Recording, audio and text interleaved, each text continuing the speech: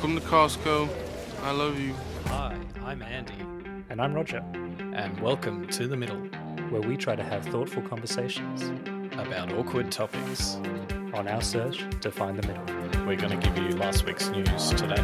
It's a slogan we should put on a t-shirt. Stop touching her! I am tonight announcing my candidacy. Taylor Swift. Look, my biggest issue with marriage is that I think that it's a fundamentally flawed institution that is built on the oppression of women. I will not be lectured about sexism and misogyny. Having truly rational conversations about controversial issues is risky these days. G'day, Roger. Andy, how you doing? Not bad. And you? Yeah, I'm all right. We've had quite a few discussions about our friend, Mr. Joe Rogan, and specifically the Joe Rogan Experience, the JRE. And we're in a bit of a running gun battle between the two of us, especially around the US election, of whether trying to kind of get our hands around whether our friend, Mr. Rogan, is a pernicious force in the world or actually is the curious everyman, which I tend to believe he is and have held so up until this point. Recently, there was an episode of the Joe Rogan Experience featuring Dave Smith and Douglas Murray. Now, Dave Smith is kind of a comedian friend of Rogan who has now jumped the shark into being, I suppose, a libertarian historian commentator who's very famous for giving, pro-Palestinian, let's say, or kind of libertarian views on things. And he had released a lot of content and discussion around that. He's been on Piers Morgan and all these other shows. And Douglas Murray probably needs less of an introduction. He is a British journalist and author and speaker, and he's been on TV and serving for decades now. And he's got a new book out, which is why he's doing the podcast circuit. And they both came on and they clashed on views, and why I really wanted to bring this to a bit of a discussion, because I think it gets to the heart of what we've been playing around with Mr. Rogan, and also brings us back to some discussions around how to have discourse on tricky geopolitical things like Israel and Palestine, like the war in Ukraine. So my view is that actually this has been a bit of a watershed moment in the JRE, because there have been a few novel things that have happened that I haven't seen before. And that is that Douglas Murray outright, like straight out of the bat, puts it to Rogan, criticizes Rogan for giving a platform to individuals without expertise, under the guise of just asking questions or whatever it may be, or platforming these views that are non-mainstream and are lacking in the expertise department. And that's not something that I've seen before on the Joe Rogan Experience. Most of the time people come on, they're very sweet. They treat Joe Rogan with a lot of respect, and they never really attack him in that way.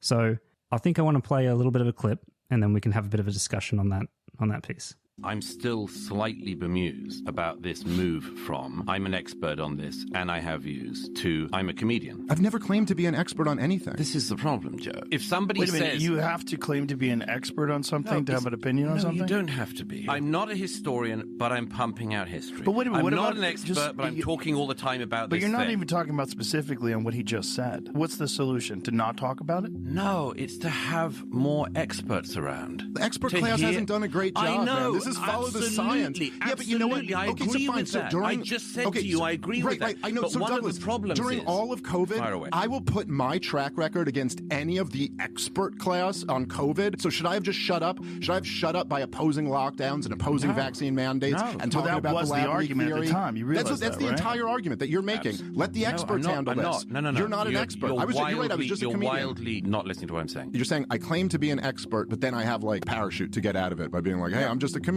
But I don't think I've ever like really claimed to be an expert. But I why have are you opinions going around? on I know, things. but isn't it weird to be simultaneously saying I'm not an expert on a conflict and talking about it everywhere? I don't see how you Do can't you have an talk opinion about on these things? Some of them, yeah. Are you an expert? I am on some, yes. On some, But but you talk not. about some that But you're not some an are expert on. You'll What know- should you do if those subjects get breached? Well, I think that you educate yourself as much as you Shouldn't can. you say I'm not an expert and then give your opinion if you're depends. in the middle of a conversation? I think it's a weird move to say I'm not an expert on this, but I'm going to talk about it nonstop. I think that is strange. Listen, I will certainly concede that I am weird, but I just fundamentally disagree with this idea that there's an expert class.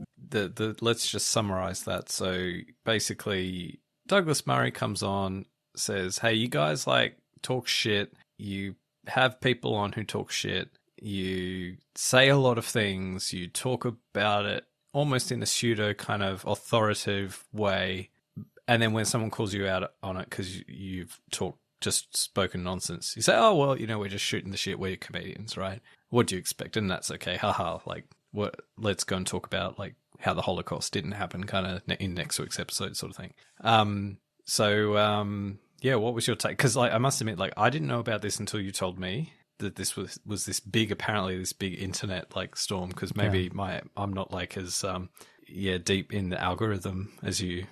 Sorry Roger, but yeah, apparently this is like this big thing blowing the internet up. So because I think it's the first time there's been a real challenge to Rogan, and this kind of in a holistic meta sense that actually his platform is compromised in this way. Right. And I think it's the first, people have been talking about it for a long time, but this is the first time I've seen it actually materialize in an actual episode, actual conversation with him. Right. And I think the conditions were perfect because this kind of thing is very hard to do, this confrontational thing to call people out in a one-on-one. And this wasn't a one-on-one. It was, a panel with two guests. And this allows that someone who is a good orator like Douglas Murray to do that. And it brings up a lot of things, right? Like I think that the COVID stuff is quite interesting, and I know that we've spoken about that too, and this idea of like elitism or trusting elites. Like, how can you trust this expert class, right? And we know that trust has been falling in these elite institutions. So yeah, this is a bit of a challenge to the validity of, say, the podcast sphere in general. So the relevant thing to me is, I go back to a little bit of the question of how much responsibility should Rogan take around his platform? Because the general consensus is that not enough.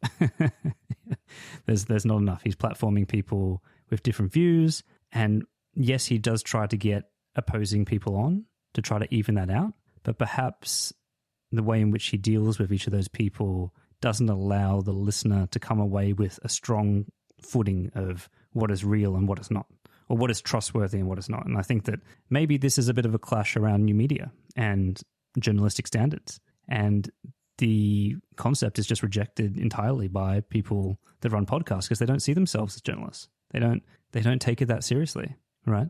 So I don't know. It's a bit of an interesting piece to me. So talking about someone else who doesn't take their job very seriously, I think Joe Rogan is the problem in the same way as Donald Trump is the problem.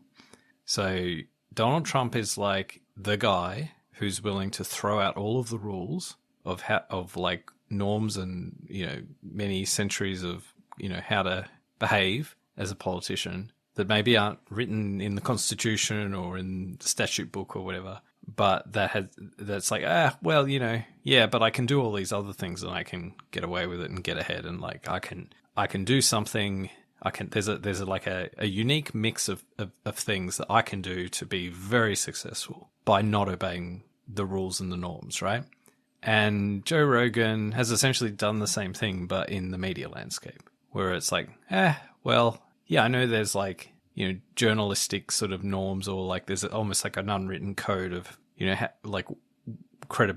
to be credible in the media landscape, right? And he's successful because he, in some ways, does throw that like rule book out, right? And he does things completely different, and it's him, it's his authentic self. He's not playing some kind of stiff role that like journalists often play. It's him, like, authentically. But like, you've got to be accountable. Like he has to wear responsibility for like providing really bad information out there, Can I ask? You can hold him accountable for that. Can I ask though, why do you think a podcast like the Joe Rogan Experience should be held responsible?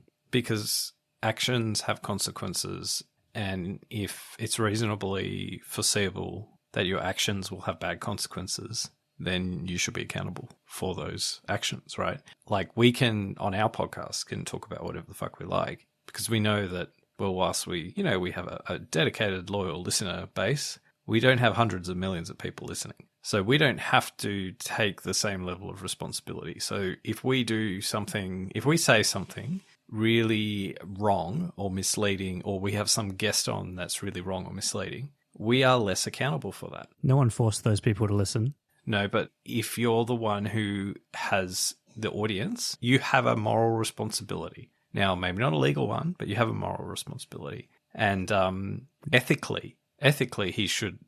Well, I'm just playing it out there, man, because I'm just saying no one's forcing this. It is not badged anything close to being a professional journalistic medium, right? He's upfront with the limitations. He has a variety of different guests on. The audience has grown organically.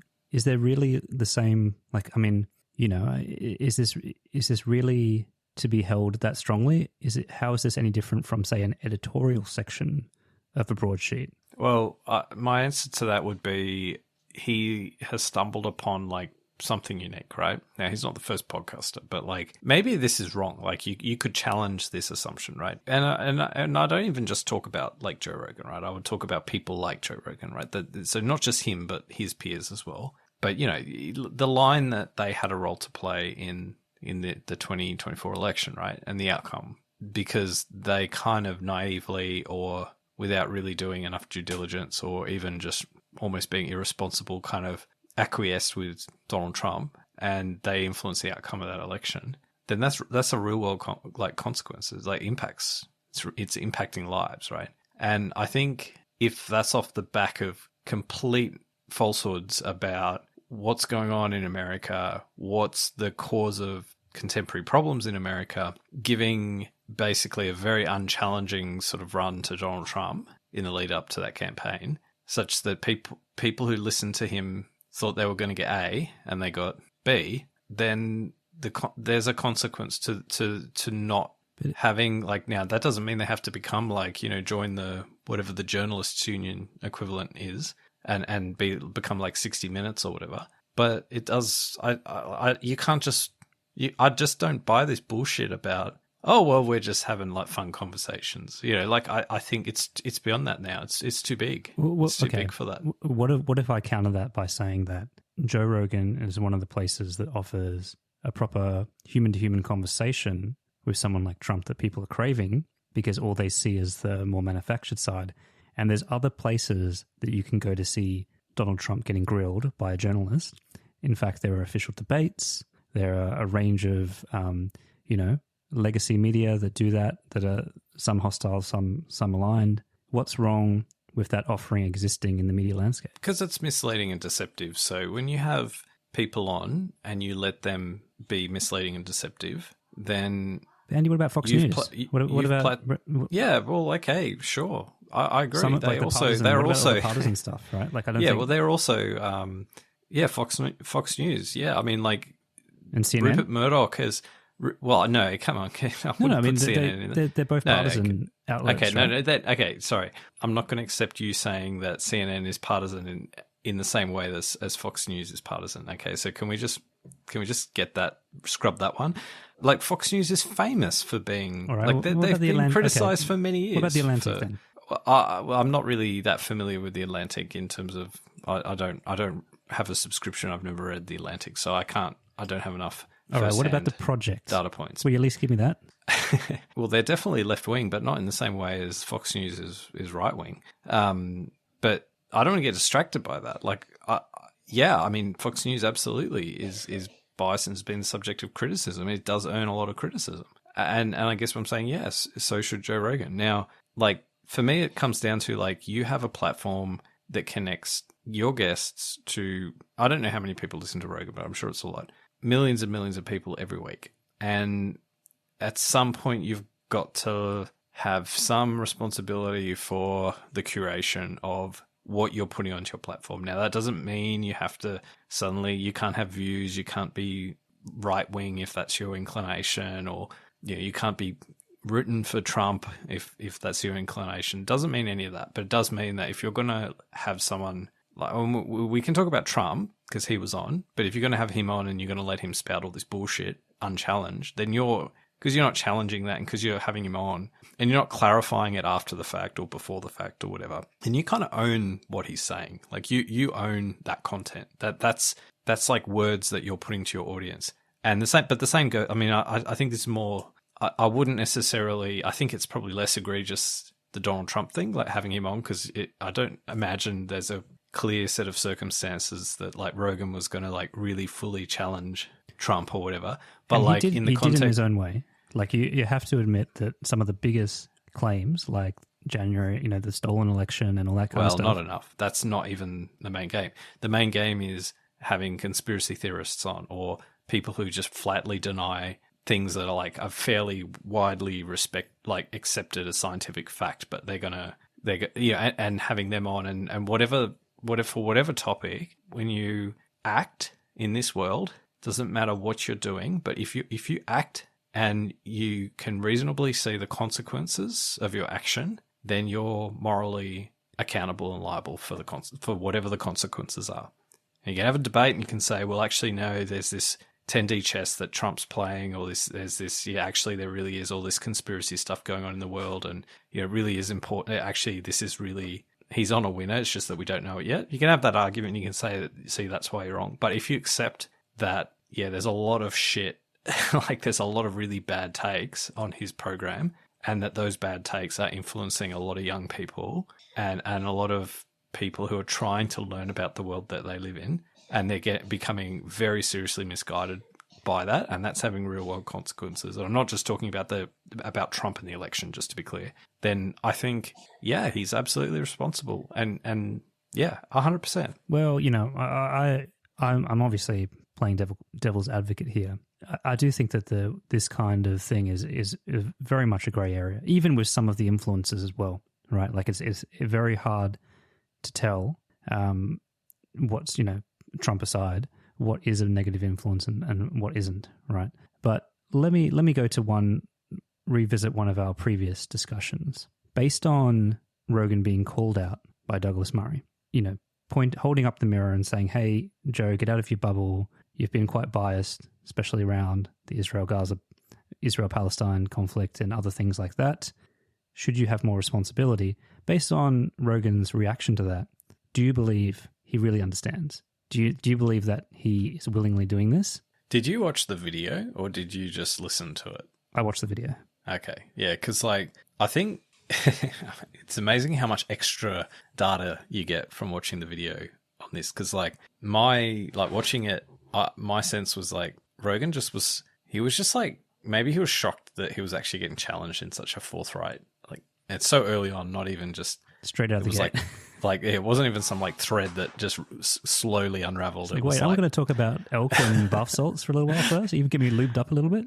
Well, they did talk about sniffing salts to begin with, but anyway, maybe that it was partly that, but I think he believes in what he's doing, and I think he is a true believer in his right to do what he's doing without giving two flying fucks about it. So I think that psychologically doubling down on that view of the world is like a protection mechanism for him. I think it has to be, even for him to cope and not feel morally culpable for all the shit that's happening in the world. I think he has to hug on to that view. So I don't think this is about convincing him through logic. I think this is a comfortable place for him to have his head in the sand on it. And I think he'll continue to do that. So you, just to be clear, you're saying, Andy, that you believe that he's done some psychological mental gymnastics so that he truly believes it, that what he's doing is innocent and, worthy. Well, I think to the extent that Sam Harris has made the same criticism in recent weeks about Joe Rogan, and we've talked about it, and now obviously Douglas Murray. I think, and the irony, by the way, Douglas Murray is a controversial figure himself for other reasons. So there's that there's a little bit of irony in that. But anyway, put that to one side. I do think that he would be hearing this line, and I think he would be. I don't think he's going to change. I don't think he's going to. That wasn't my question though. Let me get to the heart of it. Do you think he has intention and is malicious? Based on the data available and your gut feel? Well, no, I don't think those are the right words. I think negligent's the right word. I think he's negligent. Okay. Because you did call him malicious a few episodes ago on that actual episode. Well, I think the effect is malicious, but I think he's negligent with a malicious effect. Okay. Yeah, look, my take on it was I honestly think that Rogan lives in a bubble. And the bubble has a very thick skin, and it's very, very good in there. It smells great. Smells like pine needles and testosterone. And I honestly felt like this was a man who was hearing this this sentiment for like the first time. I think he was genuinely puzzled, and he's like, well, this is actually like, couldn't be the furthest from how I approach this, right? And like whether he then, the real key is, like you said, whether he'll change. I do think that he understood by the end of the episode that this episode was different, and I do think that he'll be thinking about it. I don't think actually he just ignores it. I think that I actually think Rogan does adapt to things. It's part of what people like about him. Now, whether he changes or does something, I'm not stating that, but I actually think that because it seemed like quite a novel challenge to him, I do think that it will give him pause, for thought, I suppose, in my view. There's like one really interesting sort of arc here, right? Because like I think I don't know, like whether 2018, 2017, 2018, 2019, that's probably when I first became exposed to his podcast, and it was more for the guests rather than Joe Rogan himself, to be clear. Like all good podcasts, except for ours. But he had good guests, and he let them kind of talk. There's this like episode with Nick Bostrom where he had Nick Bostrom on, and like Nick Bostrom's trying to explain like the simulation theory to Joe Rogan. And Joe Rogan just doesn't get it. he just can't understand what Nick Bostrom as a philosopher is putting to him, and it's like he misses the point. Like, I don't know if you ever tried to like give someone like a thought experiment and you set it up and then like they miss the point and then they go, yeah, but time machines aren't real, so like like anyway, but this is we can't forget that. My comments around the JRE's organic growth of their audience, this is what people want. That's what they like. Like I think that you have to remember that this is popular for a reason. Yeah, but the journey of Joe Rogan from back in 2016, 17, 18, like he would have, well, at least to me, and I think to himself, and probably he would still have this view of himself in many ways. He's this sort of like quirky left-wing figure who has a few alternative kind of lifestyle type things going on. But he's like wholly like a lefty, like a hardcore lefty, right? With the quirky alternative stuff, right? That's how he kind of came across, right? But like he's now like morphed into this figure of the right, in a way that's no, but look at who he has on, man. Like, how can you endorse Donald Trump and not? And like, honestly, how can you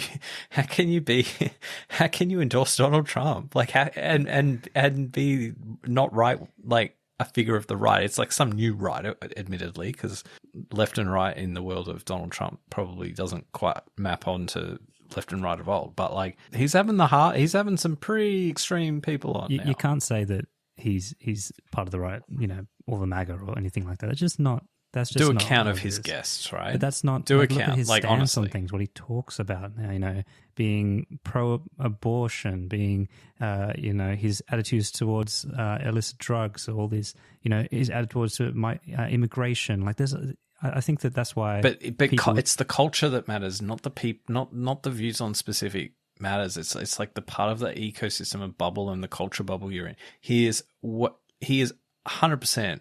Now within the culture of the right. Now forget what his views are on any specific issue, because I would agree with you. He probably does maintain like traditional left-wing views on things, but culturally he's of the right. Then he culturally. The only way he's culturally left, right? of the right is because the left have demonized traditional masculinity for so long that he no longer has a place in it, or he's vilified for his version. I don't think that's right. I think it's because he's attracted to a mixture of contrarian and conspiracy thinking on things. Like he doesn't trust, and maybe this is the whole point, right? He doesn't trust expert opinion. Like he loves to hear from someone who wants to give some different take on something, right? Like that seems to be like a common theme, like because he doesn't trust what the government's got to tell him about something. He doesn't trust what the scientific community has to say. Back to my point, though, Andy. Like, there's a reason it's called the alternative media. right? No, I don't think that's right. Alternative media just means, it's not owned by like conglomerates at a corporate level, like News so that Corp. they feel free to follow the rabbit down some of these things because it's interesting. And no, but that's not why it's called the alternative media. It's called the alternative media because it's not. I'm playing on words here, but it's just.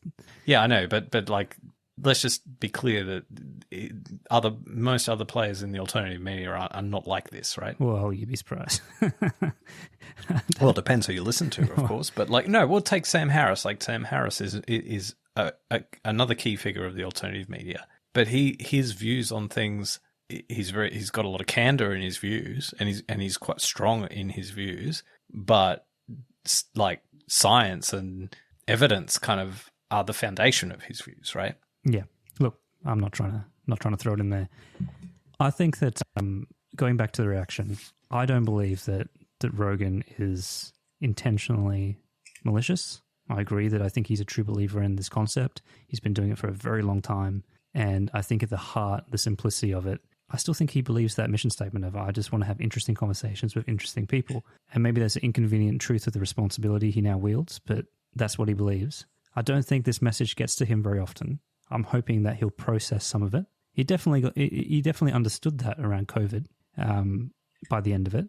And he did course correct and made an effort to do certain things. So, I mean, I just believe that hopefully he'll get something out of this exchange. All right. So can we let's park the actual Rogan episode for a moment, and get to the actual heart of what they were talking about, right? So in terms of experts, because there's this look, I'm a big backer of experts, right?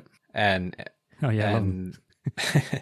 No, but I think there's a lot of appeal in being a contrarian, right? I think there's a lot of, it's a very attractive place to be because it's interesting. It's more fun to be the contrarian in an argument, right? Like, people love playing devil's advocate. It's more fun than being like the orthodox view on something, right? So contrarianism is probably has its merits, and I would probably say I'm a contrarian, right? There's things that I'm attracted to because I can play the role of being the contrarian, right?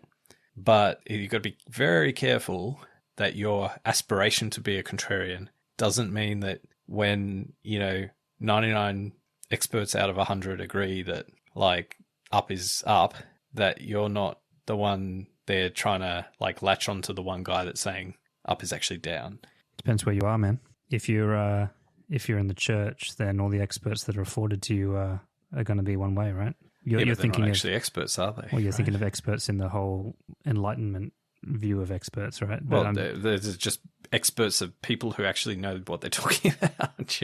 Again, Well, okay. I'll let you go on, but just use your religion analogy, if that's where you're going. I mean, people who have roles in a religious institution are experts at religious doctrine. So if your true north is religious doctrine, then yeah, you want to listen to those experts, right? But so you have to actually challenge the fundamental premise, and maybe this is the whole red pilling thing, right? That religious doctrine is how you should guide your decisions or your view of the world, right? So unless you want to make the claim that, well, actually, it turns out the scientific method and science in general turns out that we thought it was a winner, but it's not. You almost have to make that kind of claim. No, look, I'm trying to say that your context matters in this space, right? And I think that what you need to do is you need to harness this healthy skepticism about things, right? This kind of first principles thinking yourself, right?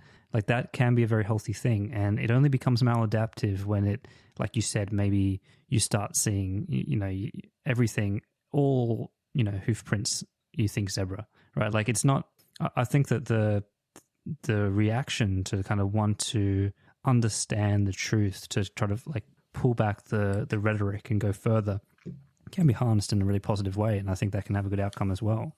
I just think that there's also this idea of what truth really means, and actually to an individual versus a population as well. There's all sorts of things going on, man. I think that I wouldn't write off people who have interests in conspiracy theories as a hobby, right? Or as a point of intellectual stimulation. I think these people still they still put their seatbelt on when they get in the car, right? Like I think that it's a balance here, right? It's and institutions do need to be challenged in a way, right? In a healthy way, and having an engaged kind of populace, not necessarily a bad thing in that respect, right? Well, I think it's important to have critical thinking, but critical thinking should come from a place of knowing what you know and also kind of respecting what you don't know. So when, we all have things that we're either trained in professionally or academically, that we've gone to university and we've studied something in depth, or, it's our careers. So it's what we do for a living. So we have really strong in-depth understanding of a topic, right? We all have something in our lives where we have a degree of expertise in, right? And there's nothing worse than being in that position and then coming across someone who only knows a fraction of what you know about that topic, come and then try and talk to either, maybe not to you, but at least you can observe them kind of expressing views about that topic as a contrarian, or as a like, I'm going to have some critical thinking views. And you can just see how easy it is for people like that.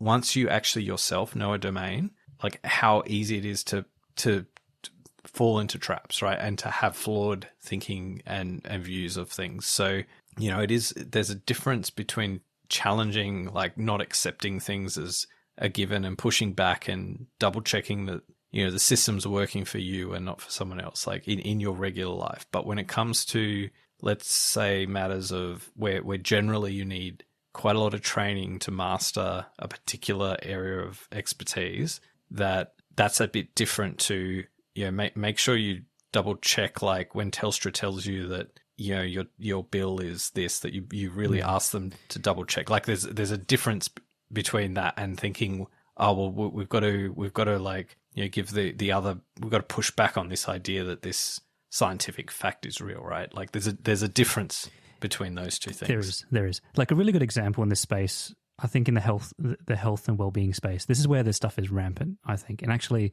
before all this drama with the election, going back to Rogan, he usually played in that space of optimization, health, well-being, all that kind of stuff. And this is where the whole, RFK and all that kind of stuff comes in. But a really good example that I stumbled upon recently was this idea of seed oils. Have you heard about like the thing around seed oils? It's I know nothing about seed oils. Yeah, there you go. So in the health and well-being space, there's a lot of popular influencers that are promoting a carnivore diet or a more paleo, evolutionarily, relevant diet, which doesn't rely on seed oils. So, your canola oils, your sunflower oils, all these kind of manufactured things they're in every single product. They're prolific now. They're saying that that's unnatural. The human body is not meant to thrive on them. And they're actually poisoning you, giving you inflammation, all this kind of stuff. And you would be surprised how many people in the community actually believe this is fact now. Like, it is a fact, in the same way that, cutting out carbs or whatever it is will fix, a range of illnesses and conditions. And so this is one of those things, right? So I stumbled upon an Instagram video of this person saying, hey, there's nothing wrong with seed oils, right? Like, there are all these studies done that doesn't have any of the impacts that people are talking about. There's nothing wrong with seed oils. And the comments were just like, from all the, the online influencers, the health people, the carnivore people, it's just like, I can't believe what I'm hearing. I can't believe that you're a nutritionist or a health and well-being person and producing this and blah, blah, blah, blah, and on we go, right? And you have to step back and kind of admit to yourself that when it comes to health and diet, it has been one rabbit hole after another. And as someone sitting back and trying to understand what to rely on, it is very, very challenging, and I think that that's a fair statement, that like, when it comes to that stuff, who do you trust? How do you know what's good or not? Like, there is so many mixed messages out there around what you should put in your body or not, that you could throw your hands up and say, hey, look, I don't know who to trust. The World Health Organization says red meat is cancerous. And then I've got someone else telling me you should only eat red meat, right? And like, there's all this kind of stuff going on. And I think that in one of those areas where there's lots of things going on, you just have to do your best and be curious and not kind of just try to religiously follow one source of information. Like, I think that's a good example for me, where the kind of dissent that I'm talking about is, is warranted, or to keep your eyes open. But I think that's actually a really good example of the counter, though, right? This actually demonstrates the point, right? And I understand that things to do with like what we eat and diet is very hard, like, because the scientific research in this field is very challenging because you don't have the same ability to experiment and longitudinal studies and things like that. So what you have is a lot of studies, like individual studies that might find some very modest evidence for something, but it's a little bit weak. But then you have the news that will grapple onto that one study that say, oh, you should actually have like 1 glass of red wine a day because it's actually great for your health, off the back of one study that found something, right? Sponsored by the alcohol board. Yeah, well, okay, but then this is precisely the point, right? You need a degree of knowledge and expertise about how to place all of this evidence and all of this information to come up with good guidelines on like how to make sense of it all, right? And you or I or the general population, we can't do that. We're not trained to do that. But there are people who are, and those are the people we've got to be listening to. And they will synthesize all of the available evidence and determine what the best, most widely accepted kind of view on something is, right? And there are institutions that are either set up to do that, either government sets them up to do that and to play that role, or they're just, in academic institutions, they can play that role. But if you sort of ignore that, people who play that role, then you're doing the equivalent of flying blind and rolling a dice. So where is that specifically? Just using that example. Well, like if there's a study that says whatever these, I don't know nothing about these oils. No, go with the red wine one that you mentioned. Yeah, the red wine. So a study says red wine is good. Probably what the study said was that they found that some population in some little town in Italy or whatever, had higher levels of some other thing that, or whatever, right? And then the research paper will probably have all of these qualifications and say, yeah, but, there's also like other factors. There's the Mediterranean diet and there's like, maybe there's other lifestyle factors. So, take a high degree of caution when interpreting these results, right? Of course, all of that stuff gets missed and the headlines miss that bit. But, let's say the professional who can, make assessments about that can say, oh, that's like another piece of study. That's another piece of evidence, right? And we can place that among the... Yeah, I get that. I'm being a bit more pointed. So in Australia, as an Australian, where do I go to understand whether it's beneficial for me to drink a glass of red wine every day? Well, you probably don't have that resource unless you look for it. But I'm sure you can, if you want to see a dietitian, I'm sure a dietitian would give you... Do you know the answer, Andy? Medical practice. Well, I mean, I think they would probably say, well, it's probably not going to benefit you. It's probably not good for you. Or for whatever positive attributes there are in wine that might have some positive benefit, there's probably negative things that detract from it. And there's other things you can consume which are better for you, that give you the positive things that a glass of wine a day gives you that without the cost, right? So, it's probably not a good idea if that's all you care about. But on the other hand, like a little bit of glass of wine a day isn't necessarily the worst thing you can do for your health if you enjoy it. And it's I think that's what the advice let's follow it through. So we've established that it's not easy to kind of get a view on something like that, right? There's no like off the top of your head where you go to like maybe CSIRO or something like that where you... Yeah, but what you wouldn't do is make some shit up yourself. Let me go there, right? Because you're going to use your own, contrarianism to work out how good that means. They're going to have like a bottle of wine a day. You know though, Andy, if you and I, like we could do this experiment, right? We could both hire a dietitian or a nutritionist and ask them this question, and we would likely get two different answers. Well, two different answers in the sense that they're not identical, but they wouldn't be opposing answers. So I think there would be... I think they would be relatively... I don't think... Okay, to be clear, I'm pretty sure if we asked dietitians about having a glass of wine a day, I'm pretty sure both dietitians would say, well, it's not unless you enjoy it. They wouldn't say have it for your health. They wouldn't say have it to be healthy. I guarantee some would. I don't know. I disagree with that. I think the prevailing advice is unless you... There'd be some French ones for sure. I think there would be people who would say, as in dietitians or whoever, advises in this space, it's more that they know that people like to drink. And it's like, well, look, if you are going to drink, drinking in moderation, drinking a glass of wine a day is like, we know that people like to live as well. They don't like to wrap themselves in cotton wool. So this is okay. I think that's what you'd hear. I don't think anyone would say we need to have like a nationalized like glass a day health program because Australians are drinking less wine than they should. Like, I don't think anyone would. I had a say doctor, that. I had a GP tell that to my father, that actually that there are some studies to say that having a glass of red wine a day, because of the antioxidants and the polyphenols or whatever it's called in them, can actually help with certain elements for you and is actually recommended. And that was about 5 years ago. Well, there's certain things in you go down the list. You could say the same. We could do the same exercise with eggs. How many eggs you eat a day? All I'm trying to say is that it's not like these are probably lower stake things, but this stuff happens all the time.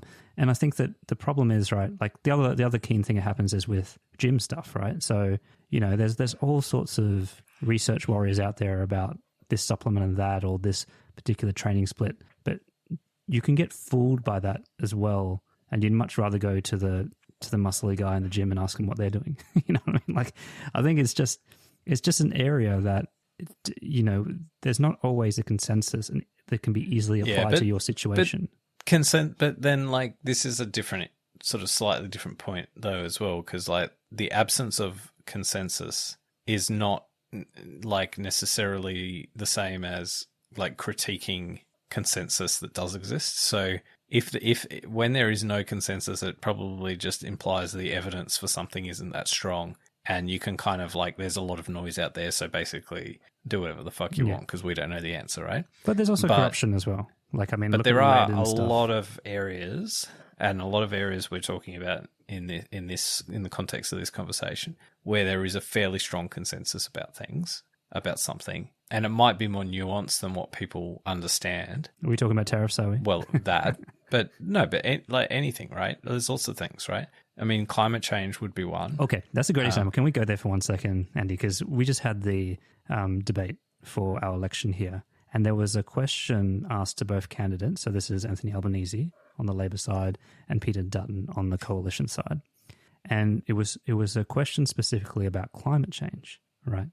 And they made a big deal about trying to press Peter Dutton, who is, the more right-wing candidate, of whether he believed that climate change was real. And he admitted that, obviously it is real, and there's consensus that things that there's I love how there's like a faith test that he has to pass. Yeah, I know. Well, this is coming up. But then they doubled. That wasn't enough for them. They said, okay, there's been these, weather events in Queensland. Do you believe that climate change is making that worse? And climate change is responsible for that. And that's where he couldn't make that step. He's like, well, hey, like, I'll let the scientists tell me that. I can't tell you whether this specific event was related to climate change or other things, right? Like, I don't know that. I'm not qualified to answer that.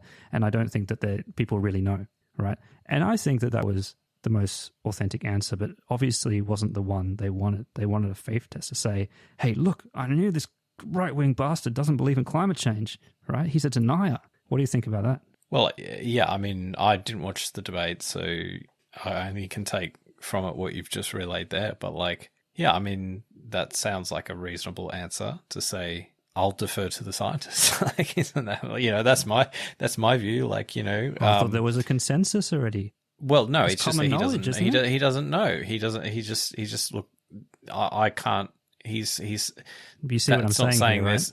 No, but that's not him admitting there's no consensus. That's just him saying, I'm not a climatologist, so I'm not going to diagnose for you, the additional problem. But that's not what that's not what they're trying to say with all this. And I think that's the problem with some of this stuff, right? Like, if you blindly believe you have this idea that actually, no, I've already outsourced my point of view to the experts. Climate change is real and it's doing all these things. That can also be a bit of a furphy, right? Like, it can take you down a road where it becomes less about you believing the experts and it's about you backing the right team for your tribe. Saying that you don't know the answer that you trust scientists and you would respect what they had to say about it is quite different to, I'm not sure that that's necessarily you. No, it's more the response I'm talking about, Andy, that they're trying to badge him as someone who is a denier, right? When in fact he said the right thing. Well, that's an equally pernicious thing that happens, but that doesn't mean that, you should just like do your own kind of meteorology. No, that's not what I'm saying. Kind of thing, you know what I mean? I'm saying that it can happen, this faith, like because of certain people not possessing the capability to understand the science, you also can get kind of fooled because you just outsource it, right, into your tribal camp and how you should feel about a particular topic while, the science is still going on in the background. I just think that a lot of the people that were discussed in the context of this Rogan episode, like there were some guests that were discussed, and it's like saying, well, these people actually don't know what the fuck they're talking about, and they haven't done any training. I think it wasn't necessarily spoken, but I think the bigger issue isn't that they don't spend time researching things, but more that, well, probably two things. One, that they get trapped down rabbit warrens of like spewing out talking points of like Holocaust deniers of times gone by, like so that they get, for example, these are people who like have found the treasure trove of like basically a propaganda unit of the past, and that's where they do their research, and they don't have the tools to do proper research and to properly like critique, but then they now go and talk about themselves as experts. But when they get challenged on that, hey, well, you're actually not an expert. That's, oh, well, I'm just a comedian, I'm just a fan of history. I'm just a curious individual. And then I guess the second piece is that they actually have bad intentions. Like maybe they're not just curious people. Maybe they were curious to begin with, but now they've turned into something else because maybe they truly believe an agenda. And so they're guided not by revealing truth or, peer review, like let's find the actual answers. What's the secret? Well, what's the what's the solution to the universe? Like these are people who are now like, I'm going to find evidence that supports my worldview, right? And these are not credible people. Yeah, I don't think deferring to scientists and not paying attention yourself, like not investing your own intellectual resources to understand something, I don't think that's a problem. I think that's quite fine that people don't kind of educate themselves on every single topic that we might possibly have to engage with. But like knowing your limits and knowing what you don't know is very important. Yeah, I agree with that. Knowing your limits and having a foundation to kind of maybe recognize where you have blind spots and bias. And I honestly think the only way to do that is to have discussions. I actually truly believe that. And that's where I'm a bit torn with all of this. That the project of many, many podcasts is to allow people to experience this idea of having a good quality discussion with someone and trying to learn something from it. Because that's usually where these things get exposed. There's not many people who have the mental capacity or discipline to sit down in a dark room, a quiet room, and nut out your own biases by yourself. That's just not usually how it works, unless you are a philosopher or someone by trade. So I think that I'm torn sometimes because I think it's a good thing to. There's a lot to learn from these conversations, even the bad ones, and I do recognize that. So, for example, a good example would be like, say, Lex Friedman and his aspirations to interview Vladimir Putin. Right now, most people would say that's a horrendous idea for someone like Lex Friedman to give a platform to Putin, right? And I would include myself in that. But there is a part of me that wonders, like, is any conversation better than nothing? Is it a data point for people to make up their own? Do we trust people to make up their own decisions? Do we believe that they will get so manipulated or so bamboozled just because it's on the podcast? I don't know. What are your thoughts? I think we are very naive in the West. These people eat us alive for breakfast, right? Countries like China, Russia, like these are propaganda-oriented societies. They are master manipulators of the information, the ecosystem in their own countries. They run rings around us. Like here we are with our free press and our, we're going to have like free speech and all of that. Hey, they're fucking abusing it. They're coming in.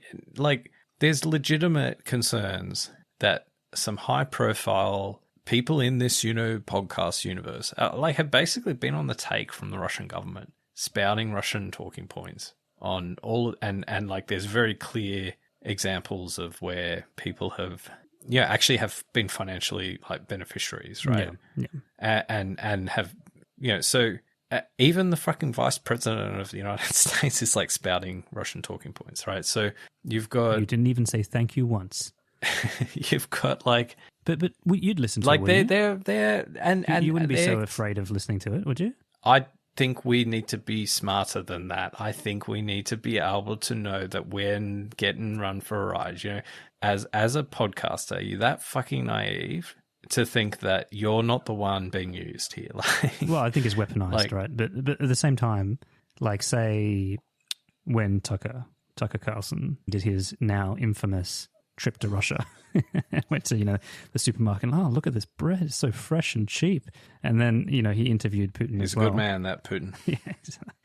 That's what the West needs, is a little bit more of that Kremlin. But at the same time, we're not 7 years old. When I listened to that interview, I wasn't swept away. Do you see what I'm saying? Obviously, I've already stated, by the way, that I don't think it's appropriate or a good idea. But is there a part of you that thinks, well, you know what, let the people decide? Yeah, but because the people can't decide. That's the whole point of propaganda. Propaganda is you manipulate the population. Now, I think those sorts of things are all about credibility. And hey, if Putin's been interviewed by Tucker Carlson, and Tucker Carlson says hey, he's actually all right. He's not that bad.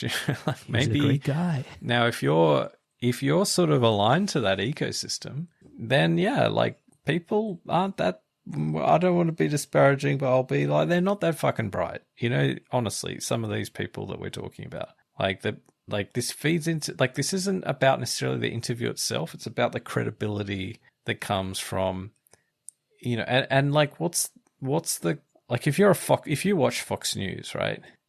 You're part of that world, that ecosystem. It's now more tolerable for you knowing what you know, because this guy who it's not Fox News anymore, but used to be. He thinks Putin's all right, and now you've got these other kind of people in that world that you kind of don't mind. Also saying it's not that big a jump then for you to think, oh well, maybe that whole thing about Russia, actually it was actually Ukraine that started the war. Maybe that's maybe that has legs. Maybe that's actually, maybe I've been looking at it wrong. Even I I've already been red pilled, but now I'm just gonna have the whole jar now. So I just think this is the problem. Yeah. Fair enough. All right. Well, yeah. We'll see what happens. We'll see. We'll see if there's any change. But I just think Rogan's he's just such a bro. These are all his mates, right? These are all just crazy lunatics. He's associating with fucking crazy people. And it's not. I'm not for that. I'm over that. Heavy is the head that wears the crown, man. I think that I think some of this stuff is probably not so fair on him, honestly. But I hope he does take. I think he will take something away from it. But don't you see his guests and some of the shit he says as just moronic? Don't you kind of just, mate? Have you listened to most podcasts? I kind of. Nah, they're not moronic in the way this stuff's moronic. Seriously, if you go down the top, if you subject yourself to the top 5 podcasts in Australia and you listen to all of them. Okay, the difference is, you said, oh well, he doesn't portray himself as you listen to Carl and Jackie O. Yeah, okay. So Carl and Jackie O are not portraying. I don't appeal to an intellectual audience, right? Well, I don't. Now you might say, oh well, what do you think Joe Rogan does? You think academics are dialing into the JRE on their lunch break? Okay, let's have a look at the kinds of people Joe Rogan has, right? He has a mix of people who he's got chess champion. He's got a lot of comics, a lot of mixed martial comics, artists. but he's got I don't know what Marta made. Is that the guy who? That's the Holocaust. This is the faux historian who thinks that Winston Churchill was the biggest villain of World War II. You've got venture capitalist technologists. You've got executive director of Center for Legal Justice. You've got criminal justice experts. Like, this is not like fucking Kyle and Jackie O. This is like people who listen to this thinking they're becoming really fucking intellectual listening to it. And just to be clear, these are not... My point stands. These are people who listen to it and think, and after their experience, think they fucking know something about the world. And that's the danger. That's not very charitable. I just think it's people... It's the truth, man. It's everyday people. I'm not...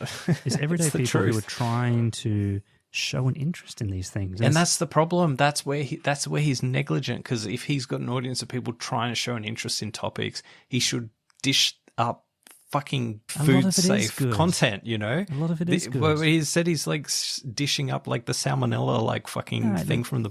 he scraped off the fucking bottom of the fridge on the floor. Like, think of the JRE as a burger, right? And right, so he's got it. Yeah, this one's high grade salmonella. Yeah, he's got it in the right format, right? And then the guest, it's the guest's job to get their pinky out and sneak in the vegetable in the middle of the patty, right? Like, I think no. The issue isn't the lack of vegetables. The issue is they're going to be like sitting in front of the fucking toilet throwing up the rest of the night if they're after they've consumed. But you don't honestly think serious academics are listening to the JRE. This is for every man. But that's the point. That's 100% the point. Serious academics listening to JRE. So pick your poison. Listen to Kyle and Jackie O. Listen to Mia. Listen to these are all non-academic resources. No. The issue and the danger and the threat and the whole reason this is pernicious, right, is because you have, and it might be young people. I don't know. Maybe it's more dangerous for younger people. But if you're a 20-something-year-old and you think, oh yeah, this Joe Rogan guy, he's cool, kind of cool, right? I'm going to listen to this. Oh, now I feel really smart because I've heard all these like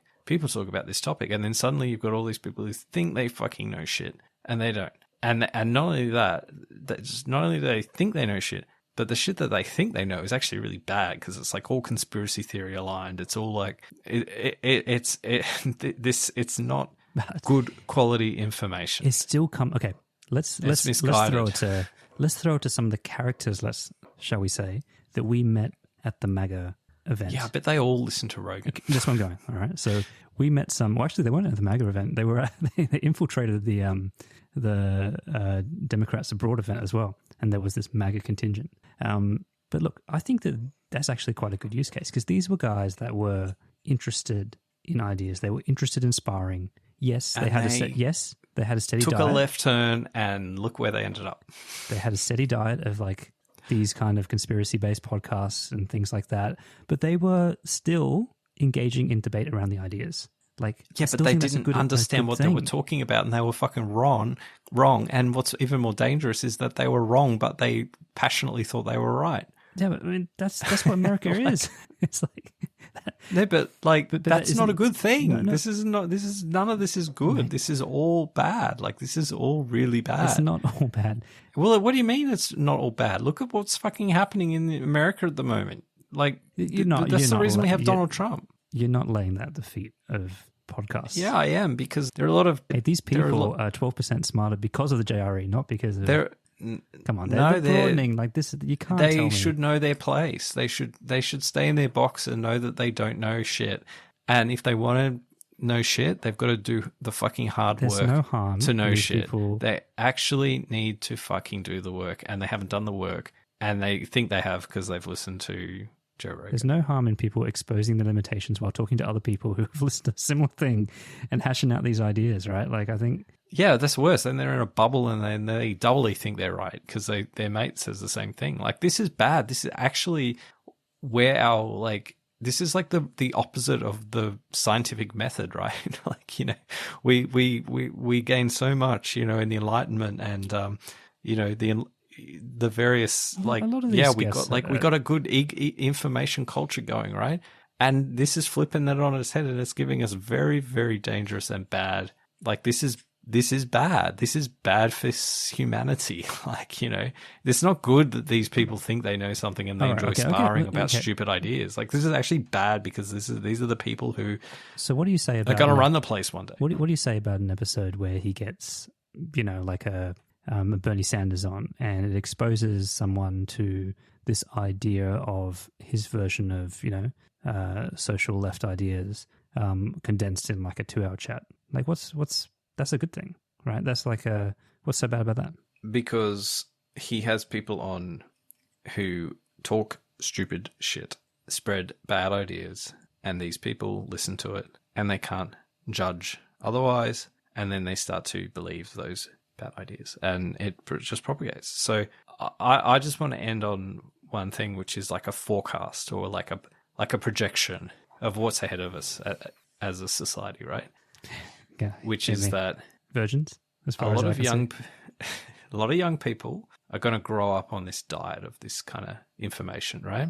I think we're going to devalue like elite knowledge and elite education, which I think is a good thing, because I think we overvalue elite knowledge and elite education. But we're going to overcompensate. We're going to go too far in the opposite direction. And in the year 2505, every time you walk into a Costco, someone's going to welcome you by saying, "Welcome to Costco. I love you." And this is what we've got to look forward to. I have faith. I have faith. I actually think that I go back to my thing around like a lot of this stuff, this knowledge and self-discovery comes through conversations. And I've got to believe that people who are attracted to ideas, no matter what the format it initially takes, go on to discuss other ideas, right? And that level of engagement can't be a bad thing, because the alternative to that is just people who just don't fucking do anything, Andy. They just sit there with their mouth open, like consuming and scrolling. If you have the chance to get people up and talking, and even if it's about UFOs, that's a good thing. Well, look, as someone who has great sympathy for the Jewish population, I bet you wouldn't agree with that when thinking about a young German or Austrian when he wrote Mein Kampf. So, you mean the Minecraft book? Is that what you said, Minecraft? Look, don't get me started. I think that message you gave saying that I might have TDS, but you have HMS. That was an awesome line. And I'm proud to have Hamas derangement syndrome. Very proud. All right, over and out. Mankind became stupider at a frightening rate. Welcome to Costco. I love you. Welcome to Costco. I love you. Welcome to Costco. I love you. Some had high hopes that genetic engineering would correct this trend in evolution. But sadly, the greatest minds and resources were focused on conquering hair loss and prolonging erections.